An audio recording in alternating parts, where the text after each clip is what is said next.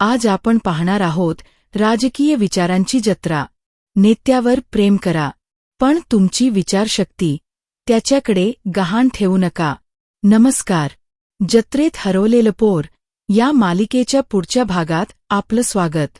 मी doctor रेखा काळे आज तुमच्या समोर घेऊन आले आहे आणखी एक जत्रा. आपण यापूर्वी पाहिलं की जत्रा म्हणजे केवळ गावात भरणारी जत्रा नाही. आजच्या काळात जत्रा असू शकते विचारांची, आकर्षणांची, भीतीची, सोशल मीडियाची, संस्कृतीची. आणि या सगळ्या जत्रांमध्ये एक गोष्ट समान आहे. आपण त्या जत्रेत फिरतोय की त्या जत्रेत हरवतोय. आज आपण अशाच एका अत्यंत प्रभावी जत्रेत प्रवेश करणार आहोत. राजकीय विचारांची जत्रा. समाजातल्या जवळजवळ प्रत्येक माणसाला काही ना काही राजकीय मत असतं. कोणीतरी एखादा नेता आवडतो, कोणीतरी एखादी पार्टी आवडते, कोणीतरी एखाद्या विचारसरणीच्या बाजूने असतो.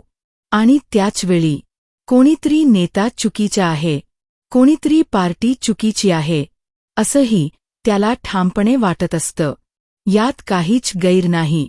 मत असणं ही माणसाची स्वाभाविक गोष्ट आहे. पण प्रश्न वेगळा आहे. हे मत खरंच माझं आहे का? मी स्वतः विचार करून या निष्कर्षापर्यंत आलो आहे का? की कोणीतरी सांगितलं म्हणून मी ते मानतोय? कधीकधी आपल्या आयुष्यात एखादी व्यक्ती आपल्याला खूप आवडते. आपण तिच्यावर विश्वास ठेवतो. ती व्यक्ती एखाद्या राजकीय विचाराशी किंवा राजकीय समूहाशी जोडलेली असते. आणि मग हळूहळू काय होतं? ती व्यक्ती जे काही बोलेल ते आपल्याला बरोबर वाटायला लागतं.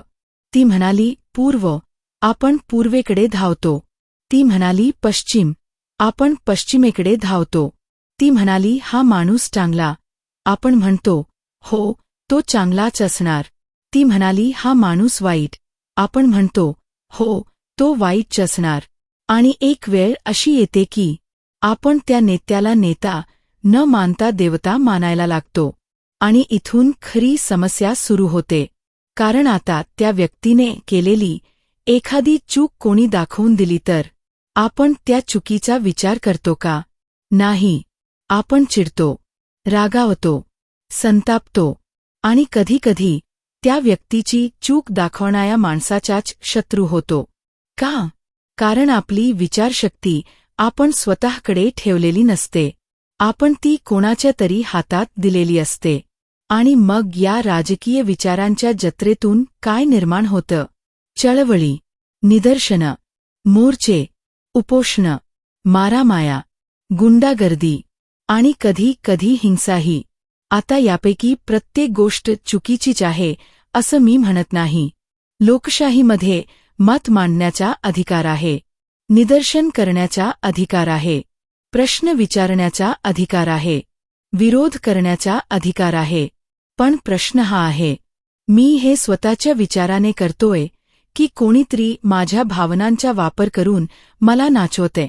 कधीकधी एखाद्या छोट्या गोष्टीच्या राईचा पर्वत केला जातो. लोकांना एकत्र केलं जातं. त्यांच्या भावना पेटवल्या जातात. त्यांना सांगितलं जातं, तुम्ही हे केलंच पाहिजे. आणि मग हजारो लोक रस्त्यावर उतरतात.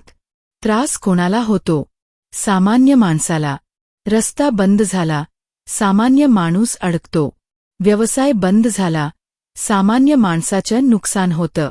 दुकान बंद झालं, सामान्य माणसाचं नुकसान होतं. वाहतूक थांबली, सामान्य माणसाचा वेळ जातो. आणि ज्यांच्या स्वार्थासाठी हे सगळं घडवलं गेलं असेल त्यांचा स्वार्थ मात्र साध्य होतो. पण जत्रेत हरवलेल्या पोराला हे दिसत नाही. कारण त्याचं लक्ष जत्रेतील एका आकर्षणावर खिळलेलं असतं. आणखी एक धोकादायक गोष्ट इथे घडते. एखादा नेता आपल्या अनुयायांना काहीतरी सांगतो, पण त्या नेत्याच्या नावाने पुढे येणारा प्रत्येक आदेश खरंच त्या नेत्याकडून आलेला असेलच असं नाही. कधीकधी त्याच्या भोवतालची मंडळी स्वतःच्या स्वार्थासाठी त्याच्या नावाचा वापर करतात. आणि सामान्य माणूस काय करतो? तो विचार न करता आदेश पाळतो. नंतर काहीतरी चुकीचं घडलं तर बळी कोण? तोच सामान्य माणूस.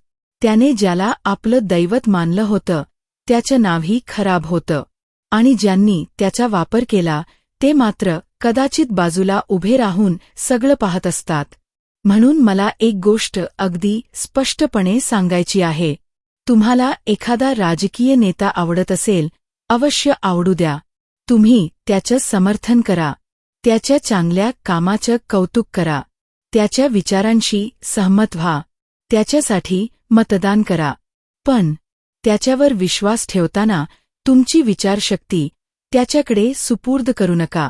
कारण नेता चांगला असू शकतो, पण त्याच्या आजूबाजूला असणारा प्रत्येक माणूस त्याच्यासारखाच चांगला असेल असं नाही. त्याचा प्रत्येक समर्थक प्रामाणिक असेलच असं नाही. त्याच्या नावाने बोलणारा प्रत्येक जण त्याचा अधिकृत प्रतिनिधी असेलच असं नाही. आणि त्याच्या नावाने तुम्हाला एखाद्या गोष्टीसाठी प्रवृत्त करणारा प्रत्येक माणूस तुमच्या हिताचा असेलच असं नाही. म्हणून राजकारण नावाच्या जत्रेत शिरताना कान उघडे ठेवा, डोळे उघडे ठेवा, आणि त्याहून महत्वाचं डोकं उघड ठेवा. कोणी काही सांगितलं म्हणून लगेच खरं मानू नका. कोणतीही माहिती तुमच्यापर्यंत आली तर ती कुठून आली, कोणी दिली, त्याचा फायदा कोणाला होणार आहे, यामागे पुरावा काय आहे, आणि याचा परिणाम माझ्यावर आणि समाजावर काय होणार आहे, हे प्रश्न स्वतःला विचारा. आणि हो, ही व्हिडिओ आवडली असेल तर चॅनल सबस्क्राईब करा आणि बेल आयकन दाबा, म्हणजे अशाच नवनवीन व्हिडिओंची माहिती तुमच्याकडे येत राहील.